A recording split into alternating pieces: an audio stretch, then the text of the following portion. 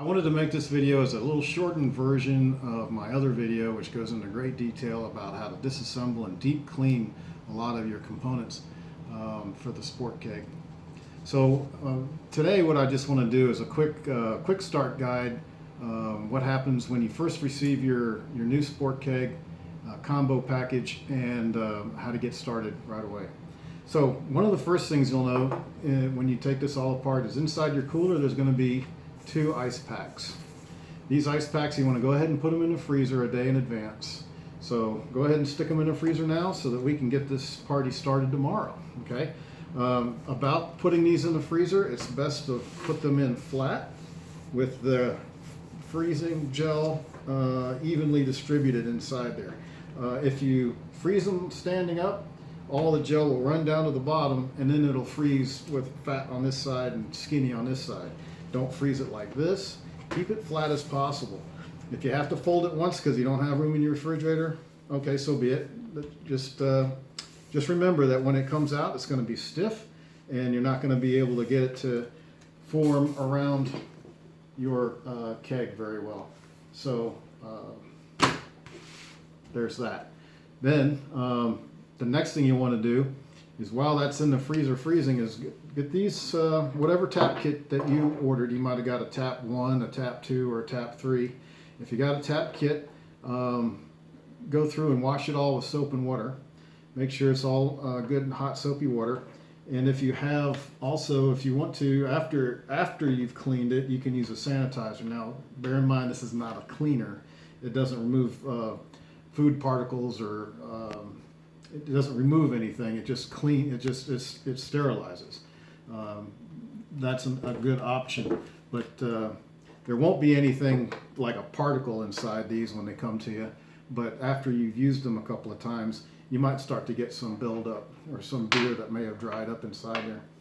So when you receive yours, you're going to have a hose like this, and typically they're about that high. You know, I've already trimmed this one.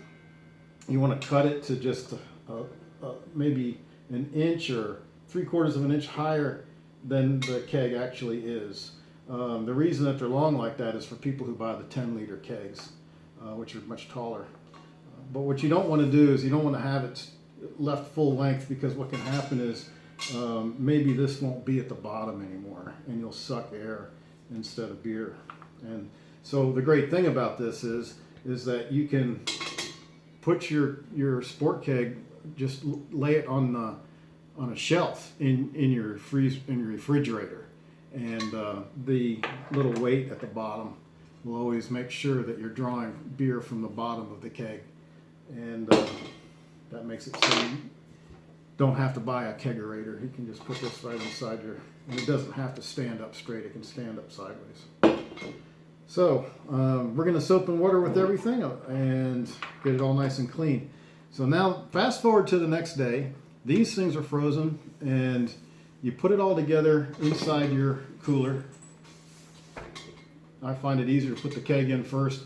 Put the 2 ice packs in there, and then head out to your favorite beer facility where they'll fill it for you. And wrap it with tape around the top to make sure that it's not an open container as you're driving around with it. Then if you're headed back home, or if you're headed out to the park, what have you, these things are all clean and ready to go. Let me show you kind of how to put it together. So we'll open this up. We'll set this aside, maybe put it in the pocket of the cooler itself. And we're just going to stick this on the bottom here, this down tube. We're going to take one of the 16 cylinders. Every kit comes with 16 of the CO2 cylinders. These are food grade and food safe. We're going to make sure that this is off, all the way off. Just follow the diagram. It's counterclockwise. It's counterclockwise to turn it off. And you'll notice that it actually kind of unscrews out toward you a little bit. And then you'll go ahead and put that on. and there'll be a point at which you'll feel it tighten a little bit. That's the needle inside here starting to press against the CO2 upper casing. And what you'll want to do is just in quick action, like that, it'll go together and just make it snug. And that's all there is to it. Inside there also is this little slip joint. This allows you to assemble this together and make sure that this is always in an orientation that you like it to be in, so it's adjustable. Now, if you try to screw it together this way, you'll find that there's no real way to get it to snug down. So what you want to do is, the trick is put it on this end first. Okay, I'll put it on this end first, and when you tighten it down, you'll notice that this part now doesn't move around on you. Okay, now it doesn't have to be terribly tight because we're not dealing with very high pressures. But this will allow you to at least get it snug. Then we'll put this on. Put this on. Don't drop it like I just did. Okay. And just snug. That's all you need it to be. Okay. So next comes the tube down into the beer. And it might be easier sometimes to screw it this way, but I'm doing it with an empty keg, so it seems light to me. The other way to do it would just be to hold this and turn it around, spin it around as you do that. Make sure that this is closed. Now this is open, and if you were washing it thoroughly and draining it out and what have you, you might still be open. Be sure it's closed, because as soon as you start to turn the pressure on, beer is going to come flying out of here. I've done this to myself a few times. So make sure that's closed, and you can just sort of hook this on somewhere. And what we'll do is we're just going to turn this on a little bit clockwise, turns it on until the pressure gauge starts to read something around 8 to 10 pounds for most beers. Okay, for most beers. You can check with your brewmaster about that. We also have a solution I'll get to later about beers that require higher pressures. So that's basically it. Back into the cooler with its frozen ice packs, and you're going to have cold beer all day long. Or it can go sideways onto the shelf in your refrigerator, and you can come home from a hard day and just pour yourself a nice craft beer and then hang it back up, and that's fine. That is sideways. It won't hurt a thing. Also notice the beautiful artwork my daughter did. This is laser engraved and embroidered on the outside, which I'm doing right now as a special introductory offer for no charge. Also, your warning label is engraved on the back so that label isn't something I can ever peel off and make it where your brewery can't fill it for you. So that's tap style 1. And what we'll do now is switch to tap style 2. I'll show you how that works.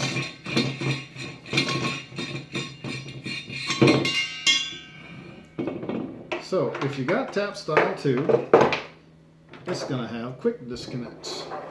And so everything, this one's been trimmed a little too short for this keg. It's been trimmed for a 2 liter. So I will get this guy, switch it over. And it's basically the same thing. Down into the beer and turn it till it's just snug like that. Now, black is for beer. Beer, black, B for black, B for beer. And it's always going to go in the middle. Okay? And we're going to, again, make sure this is off when you do it. Because if it's on, it's going to get worse. And then you have a gray one, and the gray guy is going to go to this same regulator. Let me get this off. I'll borrow it from here. And it goes right here. And you're going to attach it to the gray. And you can use the slip joint here to make sure. This is where having the slip joint make sure that you don't wind up with it. You're not forced to have it at some weird angle, so you can always turn it however you need it. And it goes right here. Just lift up on the collar and push it down. So it's released by pulling the collar back and push it down and push the collar down on it. And this is a pressure relief valve, so if you're concerned that there may be a little bit of oxygen trapped in the top here, what you can do is pull that just a little bit. Then it's just a matter of turning this knob again until your gauge shows maybe 8 or 10 pounds, and we're off. Let the party get started. So then also let's talk about the last of the 3 options. And what I'll do is I can just take these guys off and use this. I'll use the same one. So now remember, don't put this in the wrong place. It won't fit anyway, unless you really force it, and then you've got a problem on your hands. Always make sure you got the right quick disconnect in the right port. So it's going to go right in the middle. It's easy to remember because you'll know straight down through is your tube that picks up the beer. Okay, so it's straight through. And then we're going to take this guy. There we go. This regulator comes with a little bit different slip joint. It actually takes a wrench, which you'll find also in the kit, so you don't have to worry about finding a wrench. And this way, it can tighten to the regulator first, which is a little different than the other two, where you tightened it to this first. So tighten that on there, and then once that's tightened on,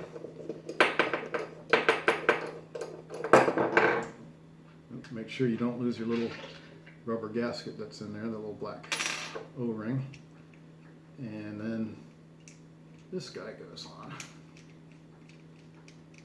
Make sure you got the little black O-ring in it. You'll see that in the kit too. You know, you also get a set of replacement seals for all of these things. And then making sure this is off. Of course, you wanted this to be off before you turn this on, before you screwed it together. Otherwise, right away, CO2 starts coming out of it. So we've got it turned off. And it's going to just connect right to that. Okay? So we have our flow control. Now this is solid stainless. This isn't your cheap brass with chrome plating. So this is the best you can get. This is flow control, and I mentioned earlier, for some beers require really high pressures, and so high that if you didn't have flow control and you opened up the tap, they'd come spraying out pretty hard. So this, you can slow down the beer enough before it gets to this point, so you can pour a nice even beer without it being too foamy. Then one last thing I want to point out is the cooler has a zipper on top, and there's extra room in there for even more ice if you want to pack. I wouldn't use water ice. Use the little plastic cubes that you buy that have a liquid inside them, and you freeze those, because if you use ice that's just going to melt, it'll come leaking out of the zippers and what have you. But you can unzip that and plug your items on there, and that's true for whatever one you have. So the only thing that comes out of the cold environment is just the hose. You might also leave this guy out of the cold environment because the gas, if it's in a warm environment, will have more pressure. So, and then you can zip the zippers close up to the necks to hold all that cold in there. Well, I tried to make this as short as I can, so I guess this is it for this video. And you have any questions, contact me directly, because my business card came with this, as well as a set of instructions and and a warranty card. So I'll bid you adieu.